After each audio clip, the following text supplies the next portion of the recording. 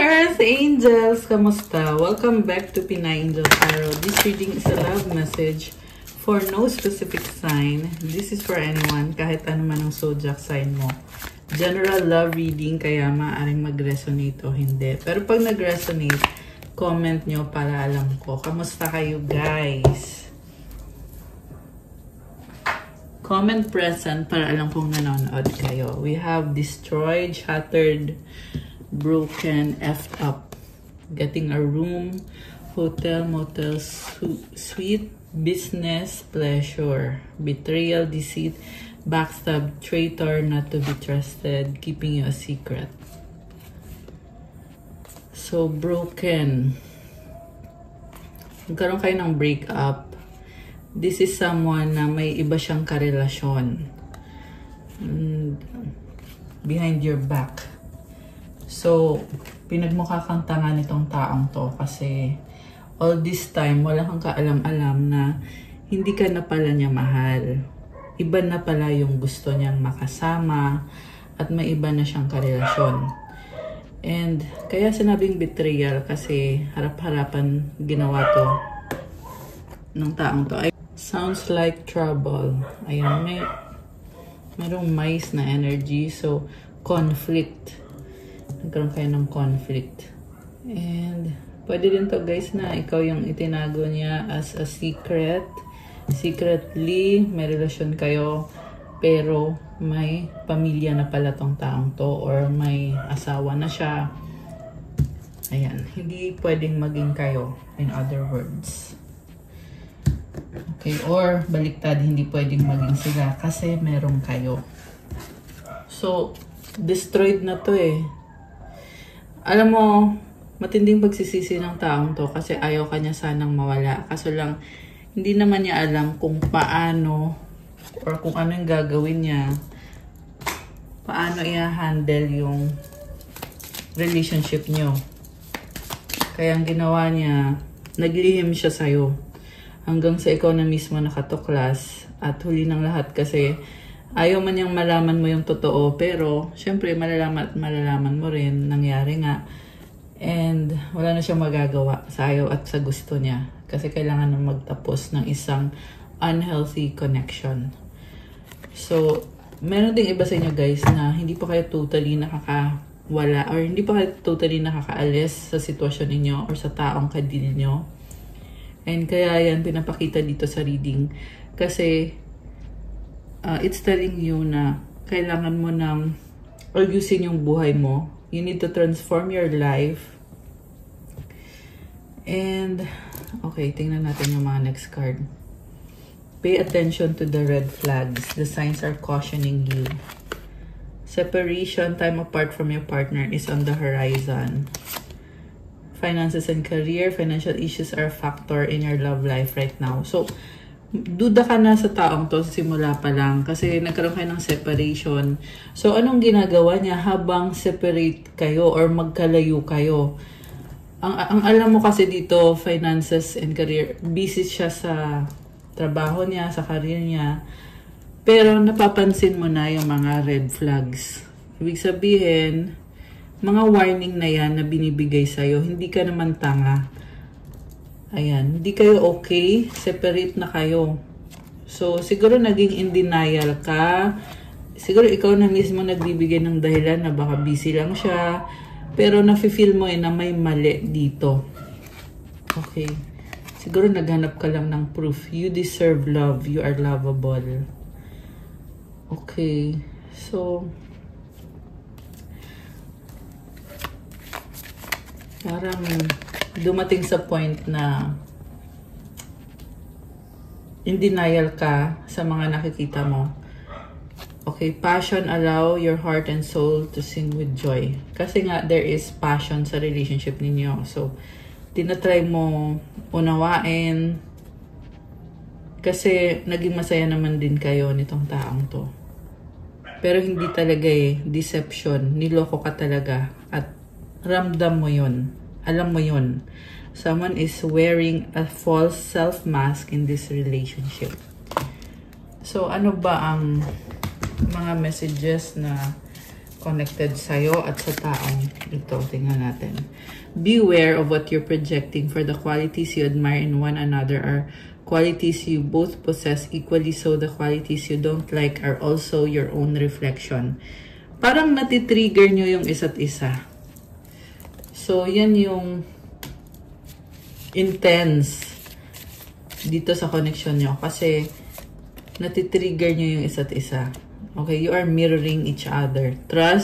Transformation occurs through acceptance. Once you accept a current situation, it will automatically transform. So, ito na nga, transformation to, pagbabago na to.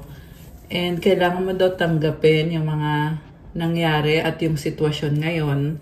Pag natanggap mo na hindi kayo okay, magta-transform, magbabago itong connection na to. So, naalala ko tuloy guys, ewan ko kung napapansin nyo sa social media, merong something about Liza Soberano, na she's a Filipina actress, di ba? I'm sure kilala niyo yon. Na umamin siya na broken up na sila ni yung ex niya, broken up na sila and 3 years na pala daw. So, I don't know kung resonate kayo sa mga nangyari dun sa kay Liza. Pero bigla ko lang naalala, bigla akong naisip. So, anyway. Yeah, kailangan ng tanggapin na nagtapos na yung mga bagay-bagay. Okay. Ano pa? Friendship. Nurture the bonds of friendship within your relationship and your love life will dramatically improve. Okay. Emotions are a natural and necessary part of life, but they can also distort your perception and cloud your vision. In order to see things clearly, you must let go of resentment. Okay. So, parang merong pag-uusap dito. Merong naglalabas ng sa loobin. Okay? Kasi with the friendship and emotions, mukhang nagkaroon kayo ng pag-uusap at sinabi mo sa kanya lahat ng sama ng loob mo, lahat ng sakit na pinagdaanan mo, or pinagdadaanan yung nasabi ko. So, siguro nga hanggang ngayon, meron ka pa rin, or connected ka pa rin sa taong yan. Okay. Tingnan natin from the tarot. Oh, wait. Kuha tayo ng isang card from Romance and Love Oracle. Ano mga energies connected sa ating mga viewers and subscribers? Dreams. Look to your dreams. They hold all the answers you seek. True love, a deep and enduring connection going beyond superficial attraction. So, gusto mo magkaroon ng relationship na yung magiging masaya ka talaga. At akala mo siya na yun. Pero it turns out na hindi. You had to sacrifice nung kakonect mo itong taong to. Love may come with sacrifices. Evaluate what you're willing to give up. May kapalit eh. So, pag ito, nagkaroon kayo ng relationship sa taong to, may kapalit. Hindi ka magiging totally happy. So, yung advice ko sa inyo guys, maghanap kayo ng someone na unconditional yung pagmamahal. Hindi kagaya nito. Kasi na-feel ko dito, it's either this is a conditional relationship na kasi kailangan mong mag-sacrifice eh. So, pabigat sa'yo itong taong to. Hindi ka, siguro nga, sa simula, naging masaya ka. Kaya hindi mo pinansin or naging in denial ka na nagsasakripisyo ka para sa taong yan. Kung anong klaseng sakripisyo yun, kayong nakakaalam guys. Comment nyo dyan para alam ko. Okay. So, there is something better para sa'yo. Hindi mo kailangan na ipilit yung isang tao kung hindi naman niya mabibigay sa'yo yung peace of mind. Diba? Dapat sa isang relationship, at peace ka. At alam mo na galing kay God yung taong yon. Okay? At hindi kunyari lang. Kasi very deceptive itong taong ka-deal mo. Tingnan natin. Ano bang energies connected sa'yo at sa taong to?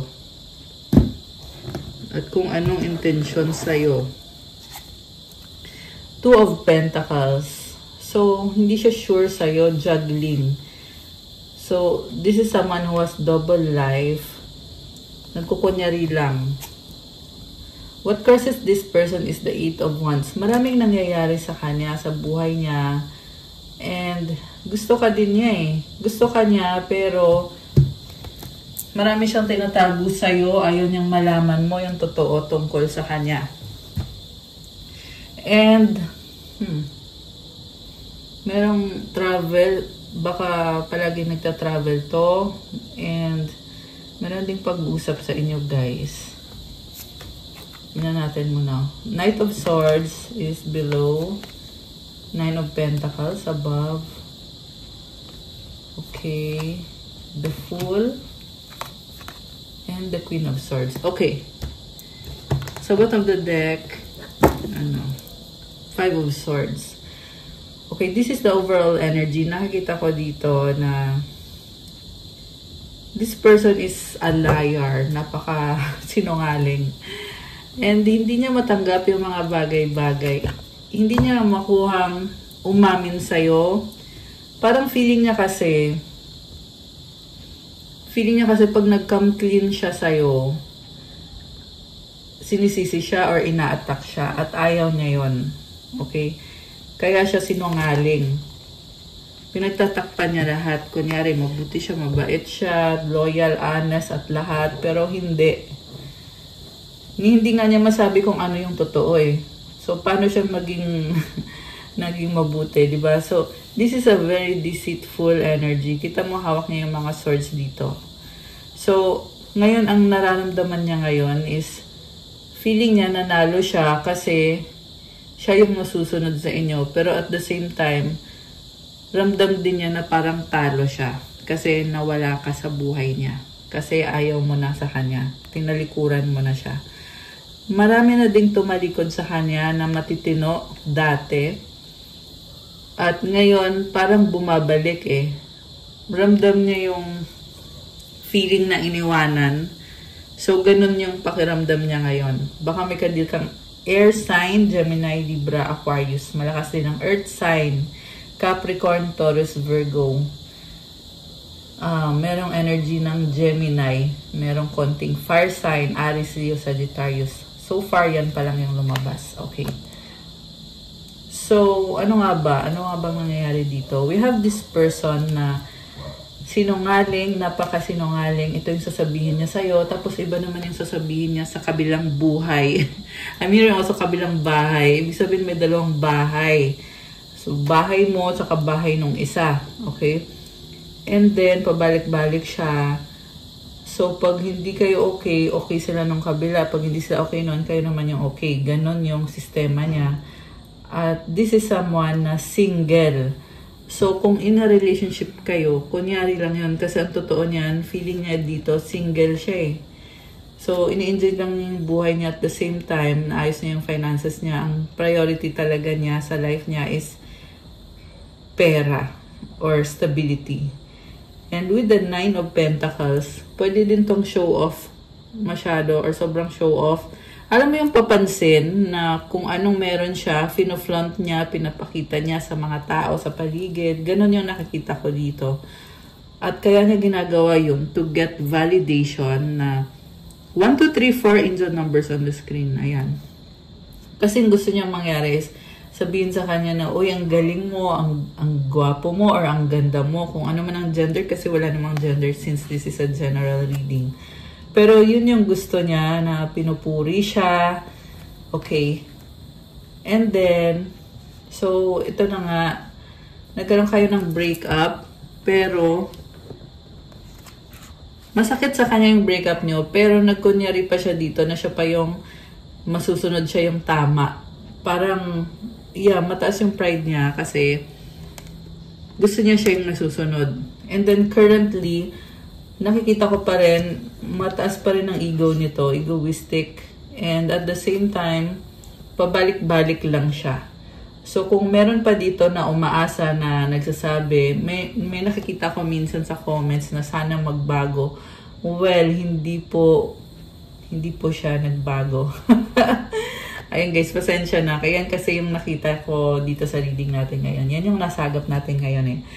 So, ayan. Pero kung hindi naman sa inyo nagre-resonate, it's okay. Kasi general reading. Pwede nyo skip yung video. So, very clear sa reading ngayon na hindi siya nagbago. Okay? And also, parang feeling single siya. So, siguro nga, may iba siyang kadil at hindi niya masyadong mahal yung taong yon. Pero ikaw, hindi ka din naman niya masyadong mahal kasi single nga siya dito. Tsaka matapang siya eh. Also, this is someone na ayaw mawalan. So, medyo malungkot siya ngayon kasi nga nawala ka sa kanya at may iba ding tumalikod na sa kanya dati. Siguro mga ex niya bago ka pa niya nakilala.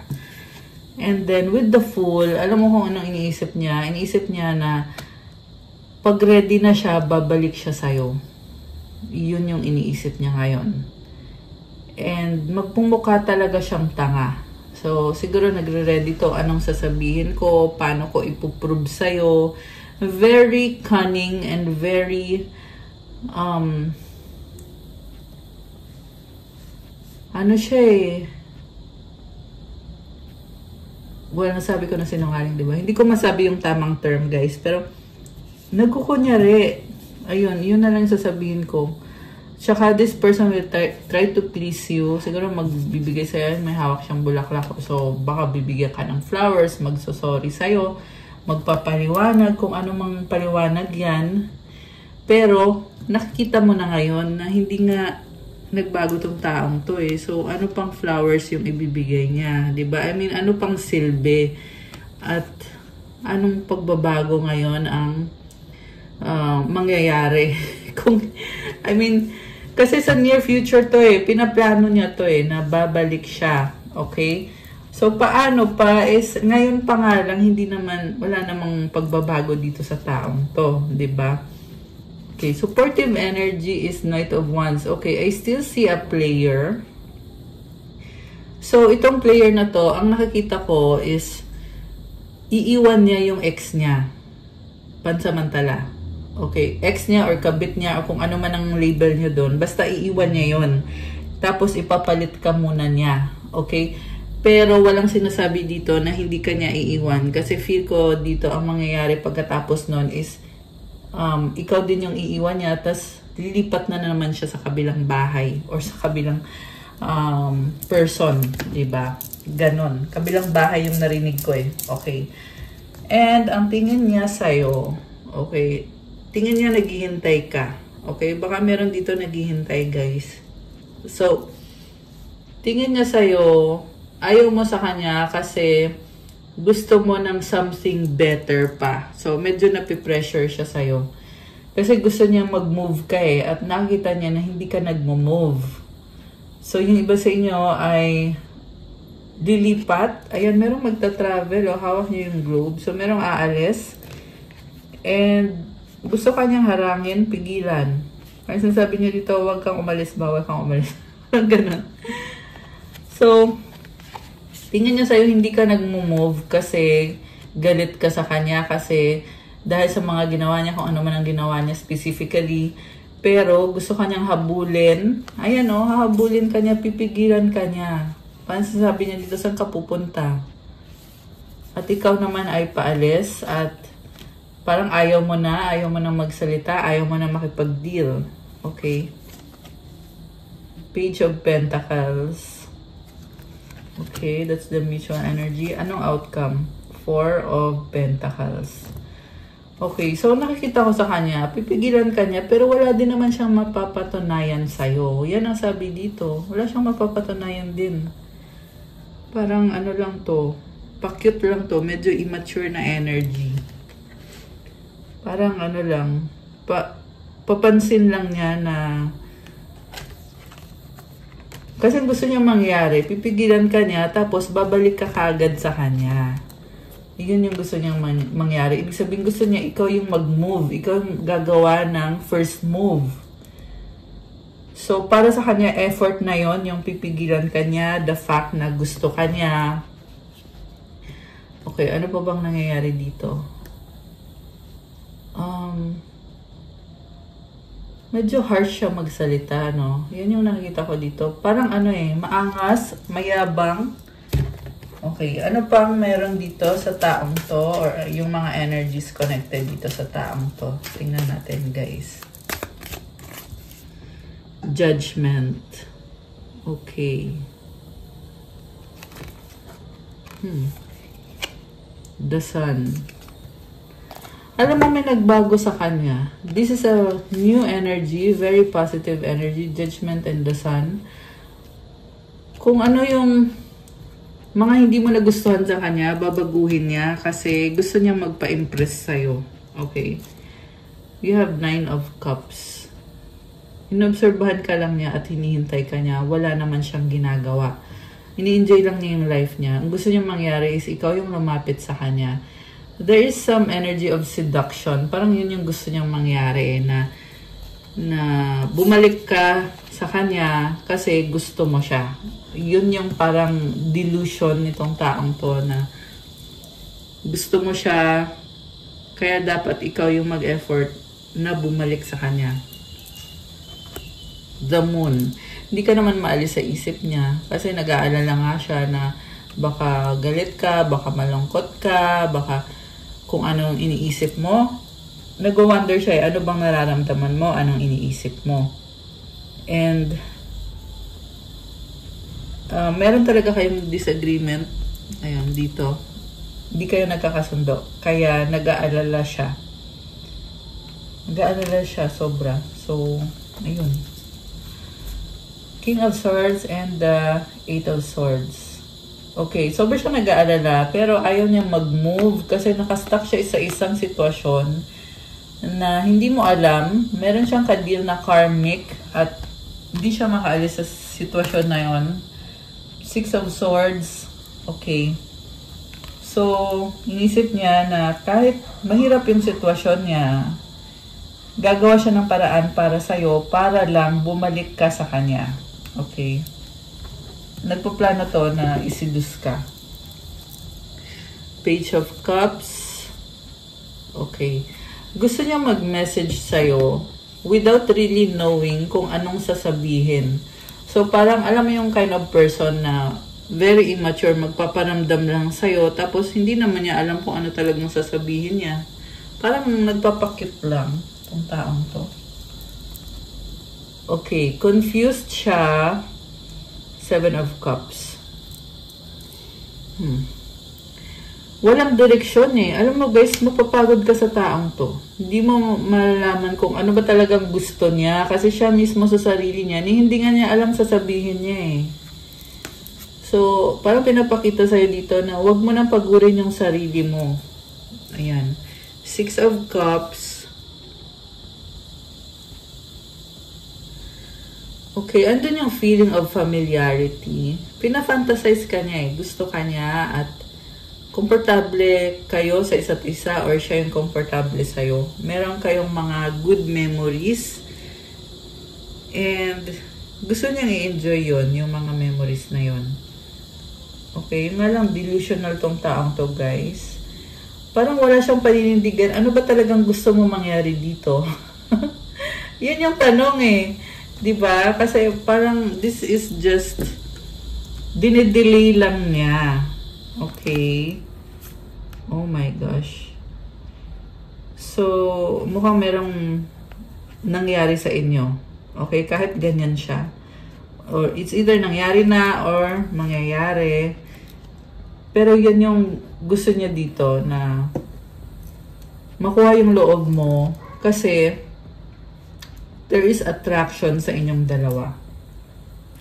This is a very intimate, sexual na connection.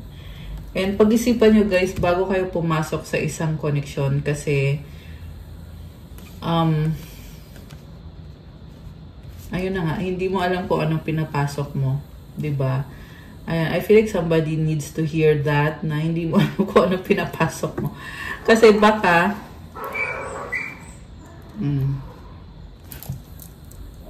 kasi hindi ka din naman fulfilled sa relasyon na to. So, okay, ano bang next? Okay. Seven of Swords. Seven of Wands. Oh my gosh. The Hangman.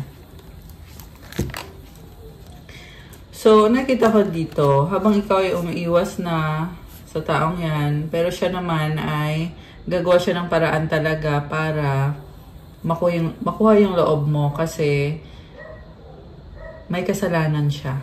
Ayan, yan ang sabi dito guys. Kasi ayan, iniisip niya yung kasalanan niya na tinatago niya sa'yo. So, kailangan niyang gumawa ng paraan para magkaayos kayo. Ayan. So, comment niyo dyan, ano bang kasalanan nitong taong to?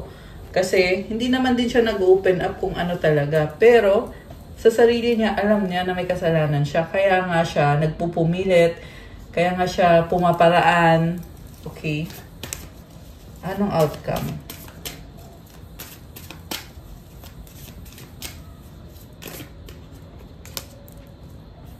Oh, puro 7 na to ah. So, 7 of Pentacles, Knight of Pentacles, 10 of Cups. Mabaga siyang kumilos eh, pero ang gusto niya mangyari is to have you around. So, ang gusto lang niya is andyan ka lang. Tapos, bigyan mo siya ng freedom. Gusto niyang maging malaya. Ayan. Kakasabi ko lang, deadma lang to. So, 4 of Swords and the 10 of Pentacles.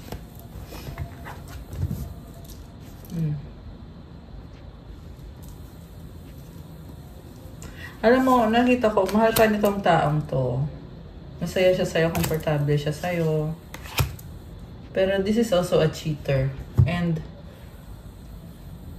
gusto niya kung saan siya mag-enjoy. Kaya siya merong mga tao sa paligid niya. And ayaw din niya mawala ka sa buhay niya kasi meron ka nitong Wheel of Fortune na feeling niya pag okay kayong dalawa, ang ganda ng buhay niya. Pero ngayon pa lang sinasabi ko na sa'yo, wala kang mapapala sa taong to. Hindi nga niya alam kung anong sasabihin niya sa'yo. Siguro kung pag tinanong mo to, ano tayo. Hindi niya alam ang isasagot niya. Subukan mong itanong. Kasi yun yung nasisense ko dito sa energy nitong taong kadil mo. Ano bang sasabihin niya sa'yo? Okay. Our love is eternal. I love you to the moon and back 1,000,000 times. Ano sasabihin niya sa'yo? Okay. I'm yours forever and ever. I'm tired of running. My love for you is stronger than ever. So, yung nakikita ko dito, hindi niya kayang mawala ka. Na-realize niya na kahit takbuhan man niya yung connection ninyo, pero hindi maalis yung nafe-feel niya sa'yo. Yung attraction, yung love. Okay? Meron namang love. Pero kasi hindi naman marunong mag-handle ng isang connection itong taong kadil mo. I dream about you at night. Niisip ka niya. Our paths will always reunite. Nagbabalak, nagpaplano. Ayan. Pwede din yan literal na nanaginip talaga siya at andun ka sa panaginip niya. We were always meant to meet. It was written in the stars. Time will tell. O, diba? So, wish niya na maging okay kayo. Pero, with the time will tell na card, wala din. Walang progress. I need you to help me. Okay, parang kailangan ka lang niya for something to make them feel good about themselves kasi trap siya sa isang sitwasyon na hindi okay. Meron din dito may pangangailangang financial. Kasi gusto niya yung easy way to earn money or to have a good life. At alam niya na mabibigay mo yun sa kanya. I want you. O diba? What's the point of it all? Kinikrave ka niya pero hindi kaya makuha-kuha. I wish you could be together but it's complicated. Ayan, hanggang wish na lang tong taong to. Teka, alisin ko muna tong mga cards na to. Ayan. O, diba? Naalis ko na yung cards. So, ano bang nangyayari sa taong to? Tingnan natin, ha. Bright ideas, have an innovative new inspiration, test new ideas, break out fast. Take action on your ideas. Limitations, fear and doubt, limit freedom of action, let go of your worries. Money matters, expense, save, cut costs, resource, plan ahead, make an informed choice, invest your money wisely. Gambling, excessive gambling can have dangerous consequences, don't risk too much. Hindi siya magaling sa kaperahan niya. And nakatrap nga eh. Meron dito oh. Ang nakikita ko dito, may sinusustentuhan siya, ginagamit siya dahil sa pera niya. Or yung pera niya, binibigay niya sa maling tao. Okay? So, mukhang yan yung feeling niya kasi pag nagbigay siya ng pera, feeling niya ang galing-galing niya, successful siya, ganon. Yun yung nakikita ko sa taong kadil mo. Hindi niya pinapansin yung katotohanan, which is na-stuck siya sa sitwasyon na hindi siya masaya sa taong ginagamit lang siya sa taong hindi naman niya mahal. So, akala niya successful siya. Pero ang totoo niyan, in denial lang siya. Gusto lang niya yung madaling paraan para guminhawa yung buhay niya. Okay. Anong outcome? Tingnan natin guys. Anong outcome dito sa connection? Okay, anong outcome? What is the outcome? King of Wands. Nine of Wands. High Priestess. Okay, lagay muna natin dyan. Page of Wands. The Hierophant and the Emperor. Oh. Kakaiba to ah. Okay, una sa lahat. Frustrated siya sa buhay niya eh. Nag-a-adjust siya sa'yo. Gusto ka pa rin niya. Nga lang, sinisikreto niya sa'yo. Yung tungkol sa kanya, sa buhay niya, kung ano talaga siya. Pero, gusto niyang bumalik. And this time, gusto niya makipag-usap about sa plano niya tungkol sa inyo. Hierophant and the Emperor. Nakikita ko dito na gusto niyang baguhin. Nag-iba siya dito, guys. Ayan. So, pero tingnan niyo muna ha. Kasi diba sabi ko, nakita ko na hindi siya magbabago. Pero ngayon, sinasabi dito, it's a hard lesson na nag-a-adjust siya eh. Na kailangan niyang magbago kasi nawala sa buhay niya yung taong pinakamamahal niya, pinakagusto niya. So, kasi nakikita ko mahina eh. Andito yung Page of Wands. Pero, alam niya sa sarili niya kung anong potential niya or kung ano ang kailangan niyang gawin para to win you back. Okay? Magiging ka sa taong yan kasi, oo, sabihin natin mahal ka nga niya. Pero,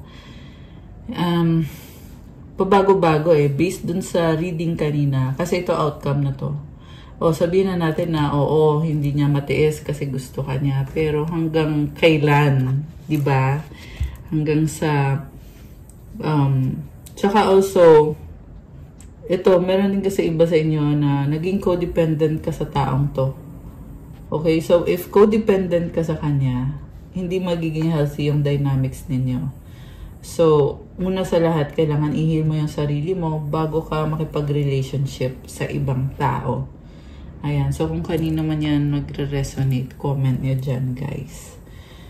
And also, ano pa bang ganap dito? Binlock ka niya, tinatago ka niya. Okay. Nagbago yung isip niya. Gusto ka niya i-unblock. Pwede din to, binlock mo siya. Tapos, natauhan siya kasi binlock mo siya. Ayun, comment nyo dyan kung sino kayo dyan or alin kayo dyan. Pero yan yung nakita ko, dalawang scenario. Meron dito, binlock ka niya tapos nagbago yung isip niya. In-unblock ka niya ngayon. So, ang tapang-tapang niya, ang yabang-yabang niya para i-block ka. 'Di ba?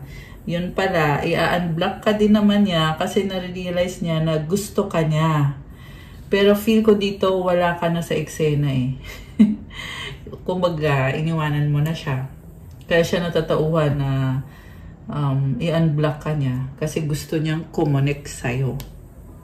Kasi iniwanan mo siya at hindi niya yon matanggap. Okay, meron din dito na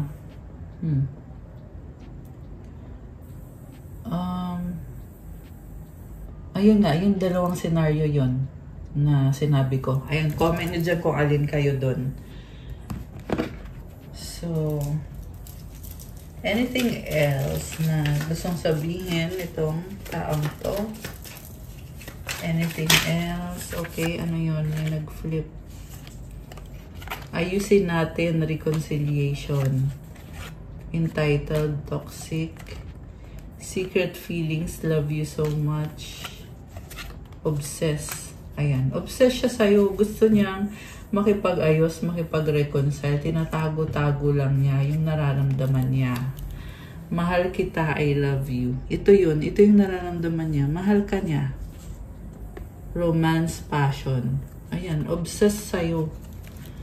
So, sinisikreto niya ngayon na mahal ka niya.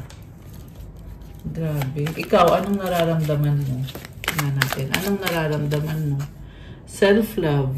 Sarili mo ngayon yung mahal mo. Ex, third party, past.